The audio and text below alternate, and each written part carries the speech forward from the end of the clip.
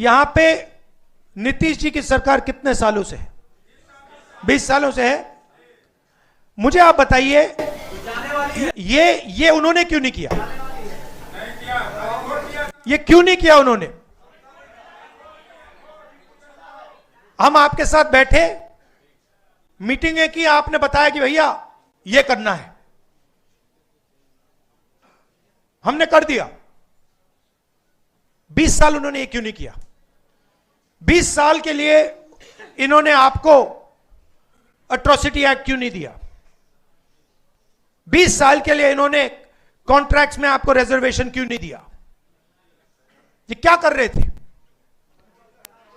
एक ये आपसे वोट ले रहे थे और आपको यूज करके आपको फेंक रहे थे, दबा रहे थे। ये आपके लिए, बिल्कुल ये आपके लिए विजन है और ये आपका विजन है। हमारा काम इंप्लीमेंट करने का है।